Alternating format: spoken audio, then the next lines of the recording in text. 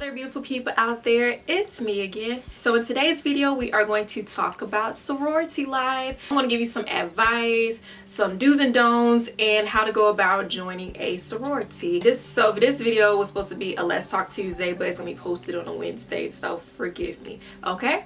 Alright, so without any further ado, let's get it. So there are so many sororities in the world. I mean, so many, but in this case we're going to talk about Black Greek letter organizations, also known as the Divine Nine sororities. So there are 4 sororities within the Divine Nine. There's Alpha Kappa Alpha, Delta Sigma Theta, Zeta Phi Beta, and Sigma Gamma Rho. So I'm a part of Alpha Kappa Alpha Sorority Incorporated, and I love it. I've always wanted to be AKA, and I feel blessed and humbled to be a part of such a great and the first and the finest organization in all the land. But I love my organization, and I would not have went another way. My sister's one, and I've just always been inspired by the great women of Alpha Kappa Alpha. And doing research, I just realized that it was a great fit for me. So I'm glad to be a part of it, and 7 years later I'm still thugging it out. So how to join? So I'm not sure about the legacy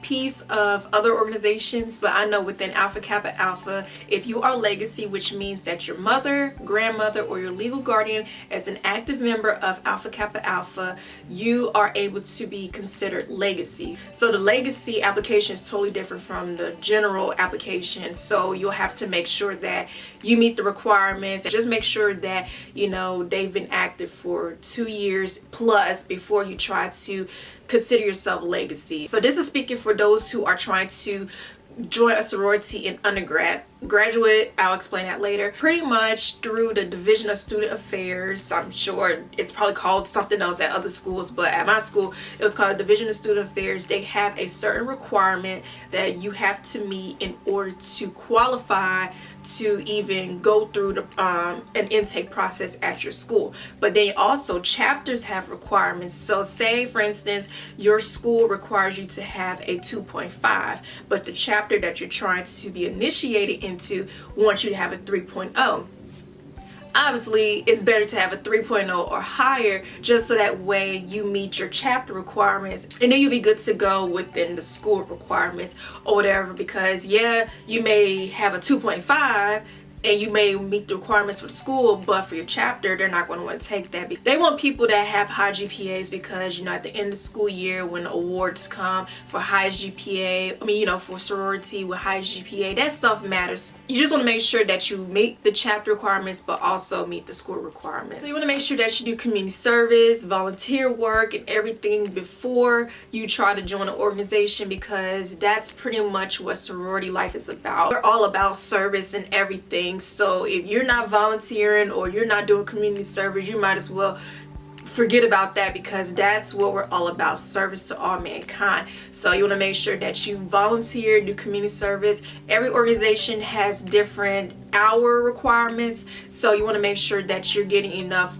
You know, you just want to make sure that you're doing enough hours. Also, just do it because you love to help people, like you love to serve your community. Like I know I grew up in the church and I was very active on youth church, children's church, dance, everything. Not only were we active within the church, but we were active in the community. We used to volunteer at the Dixie Classic Fair. We used to volunteer at homeless shelters. We used to, you know, go around singing Christmas carols, you know. So like from that, growing up doing that every year, that kind of gave me that boost to want to keep, you know, continue on doing that. Now being in the organization and growing up doing that, it has really helped me to continue that. So you know, be of good service. Okay, also you want to make sure that when you apply that you have your package and your stuff all ready to go. You plan on trying to join a sorority in the fall, you want to make sure that your stuff is together way before you even go into that semester, because you have to get things signed, you have to have a recommendation letter, you got to make sure your community service is done,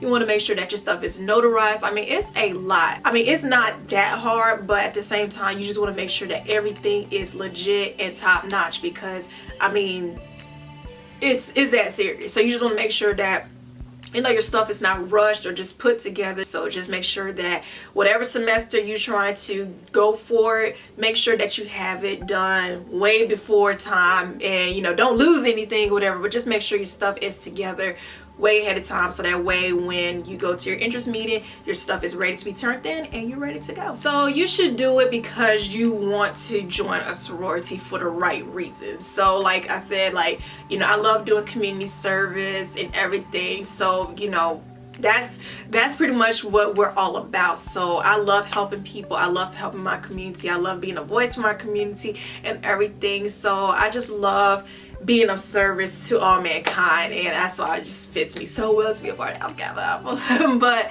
you know, I just love just helping out my community and being very active in my community and everything. And also it's a great way to network with other women across the world. Like half of the women that I've came encounters with probably never would have crossed paths with them if it wasn't for AKA. I'm in a graduate chapter, and I mean, those women are absolutely beautiful, they're educated, you know, wealthy, everything. So like just being a part of that, it just makes me feel so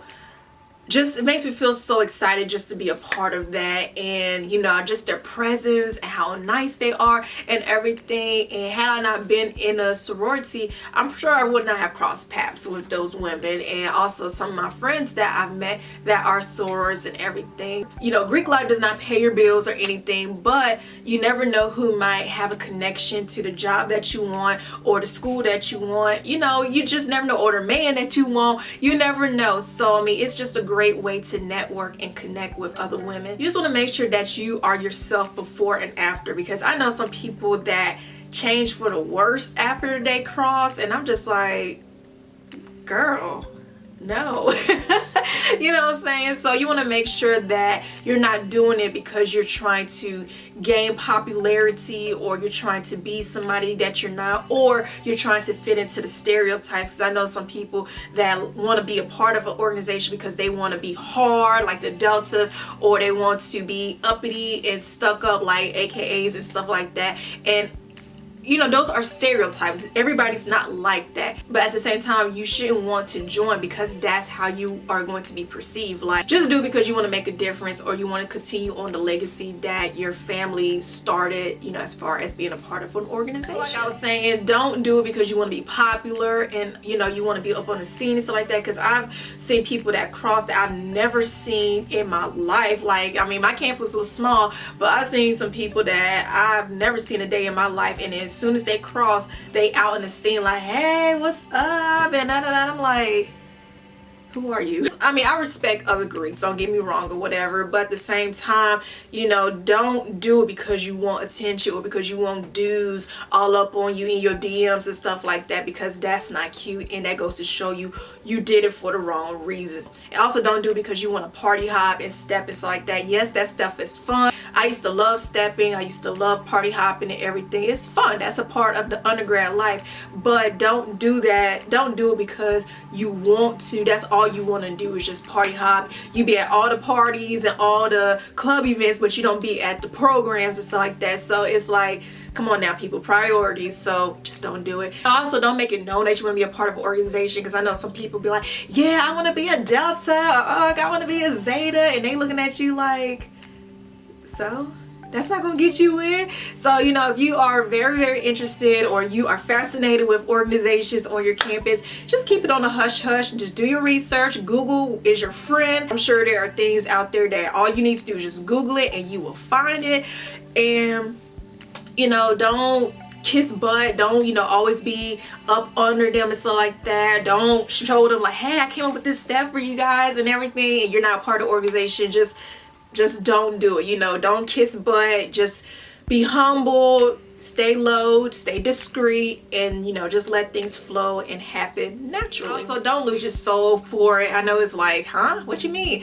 Because I know a lot of people that aren't Greek have this misconception that Greeks sell their souls to that stuff, whatever, and I'm like, no, because I love me some Jesus or whatever. And in the end of the day, like I said, Greek life does not pay your bills. It's not going to get you a brand new car. It's not a life or death situation. The organization that started years ago, and it's just a continuing legacy of the founders who worked so hard to to bring forth these great opportunities to help the community and everything, and to form sisterhoods all over the world and everything. So you know, it's a good thing, and then you know, people look at it as like a tragic thing and everything. So you know, just don't like sell your soul to it. Like I know some people, they have to wear nail all the time because they want people to know that they're Greek and stuff like that. And then when you go to their houses, like everything is their color and everything. I'm just like, and not saying anything is wrong with that at all whatsoever, but like I said, the way that people have this misconception about people selling their soul or worshiping their organizations,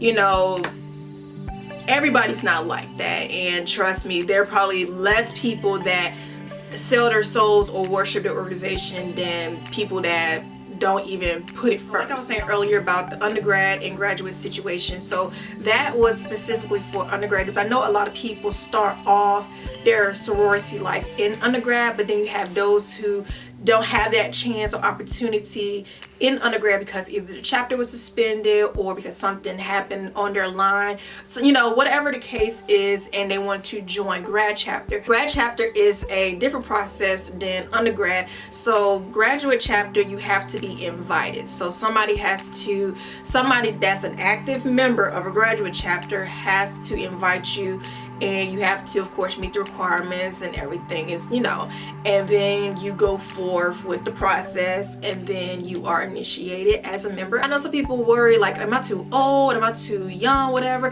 You are never too old to become a member of a sorority. Trust and believe me. I mean, I've seen people that were 50 and they crossed undergrad. You know, everybody's journey in life is different, but if you are set to cross an organization or be a part of an organization, you should not let your age stop you from accomplishing your dreams. So you're never too old. Like I said, as long as you meet the requirements, you get through your process, and you become a member of whatever sorority you want to become a part of, then you are good to go. So yeah, all of that was just a general basics of how to join an organization, how to go about it, what to do, what not to do, and everything. But like I said, everybody's process is different. So once you get your stuff together, and once you go to your interest meeting and you get in, what happens after that is totally beyond your control. It's totally beyond anybody's control. As long as you stick it through and you really, really want what you want, you will make it through and you'll be proud. All right, so if you have any more questions, let me know down below and I'll be sure to answer that. But like I said, do your research, have your stuff done on time, do it for the right reasons, and enjoy it. You know, it's a lifetime commitment. You may not be active all your life, but once you have those letters, you are, unless you denounce it, you are a member for life. You know, life happens, and I know some people don't become active after undergrad, which is fine. You know, like I said, everybody's life journey is different, but you know, you want to continue on if you can, and if it works out in your favor, just make sure that you're still active post undergrad, because like I said, you just never know who you might come in connections with, and you want to continue on that service to mankind, or you want to continue on that service for as long as you can and everything. So this year will be my 5th year of being a part of my graduate chapter. So I did 2 years, so I was active 2 years in undergrad, and now I've been active for going on 5 years this year in my graduate chapter. So I feel good, and you know, hopefully one day I can be a silver star, you know, as long as the membership fees don't keep going up, you know. So it is what it is. All right, so that is all for today, guys. Leave me some questions down below if you have any, or you can send me an email, blase, and I think I covered everything, but if I didn't, you can ask somebody else or Google it. Like I said, Google is your friend, or like I said, do your own research. All right, so that is it, you guys, and I'll see you guys in the next video. So thank you all so much for watching, and as usual, don't forget to like, comment, subscribe, and follow my vlogging channel, and I'll talk to you in another video. Bye.